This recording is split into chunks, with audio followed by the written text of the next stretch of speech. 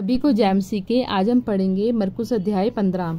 पिलातुस के सामने यीशु। भोर होते ही तुरंत प्रधान याजकों, पुरनियों और शास्त्रियों ने वरन सारी महासभा ने सलाह करके यीशु को बंधवाया और उसे ले जाकर पिलातुस के हाथ सौंप दिया। पिलातुस ने उससे पूछा, क्या तू यहूदियों का राजा है? उसने उसको उत्तर दिया, तू आप ही कह रहा है। प्रधान याजक उस पर बहुत बातों का दोष लगा रहे थे। पिलातुस ने उससे फिर पूछा, क्या तू कुछ उत्तर नहीं देता? देख, ये तुझ पर कितनी बातों का दोष लगाते हैं।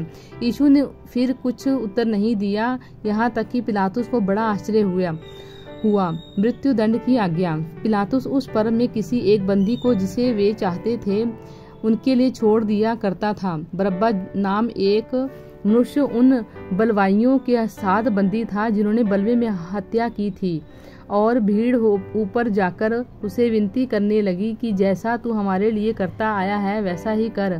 पिलातुस ने उनको उत्तर दिया, क्या तुम चाहते हो कि मैं तुम्हारे लिए यहूदियों के राजा को छोड़ दूं? क्योंकि वह जानता था कि प्रधान याजकों ने उसे डाह से पकड़वाया था। परंतु प्रधान याजकों ने लोगों को उभारा कि वह बरअब्बा ही को उनके लिए छोड़ दे। यह सुन पिलातुस ने उनसे फिर पूछा, तो जिसे तू यहूदियों का राजा कहते हो उसको मैं क्या करूं? वे फिर चिल्लाए, उसे क्रूस पर चढ़ा दे। पिलातुस ने उससे कहा, क्यों? इसने क्या बुराई की है? परंतु वे और भी चिल्लाए, उसे क्रूस पर चढ़ा दे। तब पिलातुस ने भीड़ को प्रसन्न करने की इच्छा से बरअब्बा को उनके लिए छोड़ दिया और यीशु को कोड़े लगवाकर सौंप दिया कि क्रूस पर चढ़ाया जाए। सैनिकों द्वारा यीशु का अपमान। सैनिक उसे किले के भीतर के आंगन में ले गए जो प्रीटोरियम कहलाता है, और सारी पलटन को बुला लाए। तब उन्होंने उसे बैजनी वस्त्र पहनाया और कांटों का मुकुट गूंथ कर उसके सिर पर रखा और यह कहकर उसे नमस्कार करने लगे, हे यहूदियों का राजा, नमस्कार। वे उसके सिर पर सरकंडे मारते और उस पर थूकते और घुटने टेक कर उसे प्रणाम करते। जब वे उसका ठट्ठा कर चुके तो उस पर से बैंजनी वस्त्र उतार कर उसी के कपड़े पहनाए और तब उसे क्रूस पर चढ़ाने के लिए बाहर ले गए। यीशु का क्रूस पर चढ़ाया जाना। सिकंदर और रूफस का पिता शिमोन के एक कुरैनी मनुष्य था जो गांव से आ रहा था, उधर से निकला। उन्होंने उसे बेगार में पकड़ा कि उसका क्रूस उठा ले। वे यीशु को गुलदस्ता नामक जगह पर, जिसका अर्थ खोपड़ी की जगह है, लाए। वहां उसे मुर्ग मिला हुआ दाखरस देने लगे, परंतु उसने नहीं लिया। जब उन्होंने उसको क्रूस पर चढ़ाया और उनके कपड़ों पर चिट्ठियां डालकर कि किस को क्या मिले उन्हें बांट लिया, और एक पहर दिन चढ़ आया जब उन्होंने उसको क्रूस पर चढ़ाया और उसका दोष पत्र लिखकर उसके ऊपर लगा दिया कि यहूदियों का राजा। उन्होंने उसके साथ 2 डाकू, एक उसकी दाहिनी और एक उसकी बाईं ओर क्रूस पर चढ़ाए। तब पवित्र शास्त्र का यह वचन कि वह अपराधियों के संग गिना गया पूरा हो।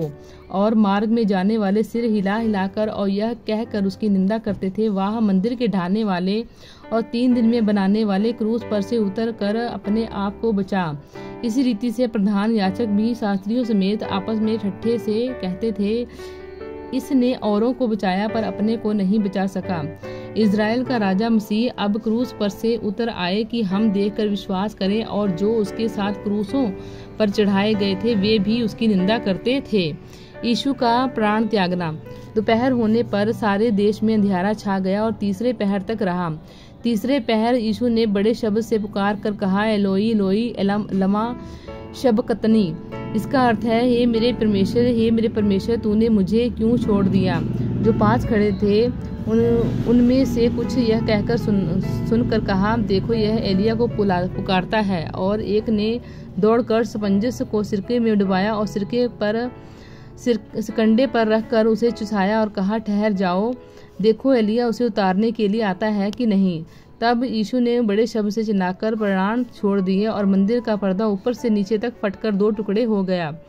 जो सूबेदार उसके सामने खड़ा था, जब उसे यूं चिल्लाकर प्राण छोड़ते हुए देखा तो उसने कहा, सचमुच यह मनुष्य परमेश्वर का पुत्र था।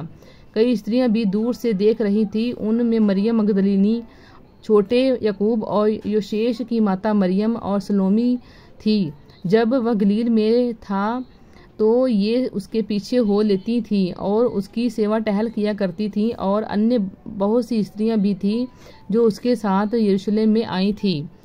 यीशु का गाड़ा जाना। जब संध्या हो गई तो इसीलिए कि तैयारी का दिन था, जो शब्द के एक दिन पहले होता है, अरमतिया का रहने वाला यूसुफ आया, जो महासभा का सदस्य था और आप भी परमेश्वर के राज्य की बाट जोहता था। वह हियाव करके पिलातुस के पास गया और यीशु का शव मांगा। पिलातुस को आश्चर्य हुआ कि वह इतने शीघ्र मर गया, और उसने सूबेदार को बुलाकर पूछा, क्या उसको मरे हुए देर हो?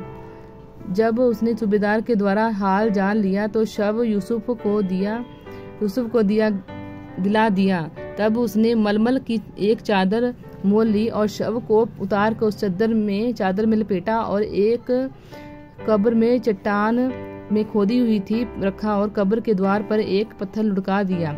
मरियम मगदलीनी और योसेस की माता मरियम देख रही थी कि वह कहाँ रखा गया है। प्रभु इन वचनों द्वारा आपको आशीष दे।